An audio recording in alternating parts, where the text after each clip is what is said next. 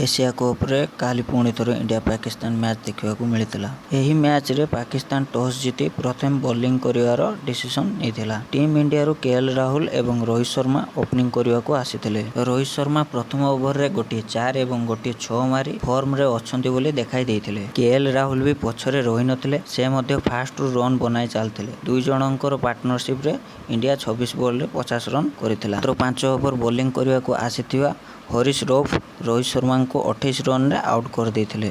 तापर KL Rahul 20 ball रे 28 run बनई आउट हो जाइथिले। तापर विराट कोहली और सूर्यकुमार यादव को पार्टनरशिप कम समय पर देखा मिलता। सूर्यकुमार यादव 10 बॉल रे 13 रन बनई आउट हो जाइथिले। रविंद्र जाडेजा बदल में ऋषभ पंत को खेलिवार चांस मिलता, कहीं जाडेजा इंजुरी टूर्नामेंट रू बाहर हो जाइछंती। विराट कोहली को काली पुणी आउ थे फॉर्म रे देखा मिलता। ऋषभ पंत मध्य किसी खास करिपार नथिले, से 12 बॉल रे 14 बनई आउट हो जाइथिले। एशिया कप रे इंडिया पाकिस्तान रो प्रथम मैच रो हीरो हार्दिक पांड्या काली बिना खाता खोली 0 रे आउट हो जाइथिले। तापर विराट कोहली तांकर सिग्नेचर शॉट रे 6 रन मारी पाकिस्तान एगनेस्ट आउ एक हाफ सेंचुरी पूर्ण करथिले। दीपक हुड्डा 14 बॉल रे 16 रन बनई आउट हो जाइथिले। लास्ट ओवर रे विराट कोहली 44 बॉल रे 60 रन करी आउट हो जाइथिले। लास्ट ओवर रो लास्ट 2टी बॉल रे पाकिस्तान रो मिसफील्डिंग जोगु 2टी 4 होई इंडिया रो टोटल स्कोर 181 रन होइतिला। पाकिस्तान को जितिया पई 182 रन टार्गेट मिलितिला।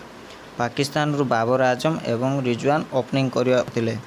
काली आवेश खान को बदल खेलुथिबा रवि बिश्नोई तांको प्रथम ओवर रे पाकिस्तान रो कैप्टेन बाबर आजम को 14 रन रे आउट कर देथिले। तापर रिजवान आउ फकर जमान को मध्य रे भलो पार्टनरशिप देखा को मिलता। चाहल तांको ओवर रे फकर जमान को 15 रन रे आउट कर देथिले। या पर रिजवान और नवाज को मध्य रे थिबा पार्टनरशिप इंडिया रो हारिवार कारण हो जाइतिला। रिजवान तांकर 50 पूरण करथिले। तापर मोहम्मद नवाज 20 बॉल रे 42 रन रो एक खतरनाक बैटिंग करी आउट होइतिले। तापर रिजवान 51 बॉल रे 71 बनई आउट होइतिले।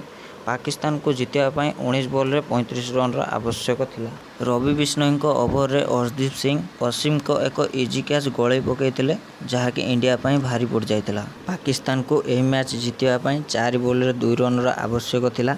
अर्शदीप सिंह वसीम को आउट करथिले, मात्र पाकिस्तान एही मैच 5टी विकेट रु जीति जाइतिला।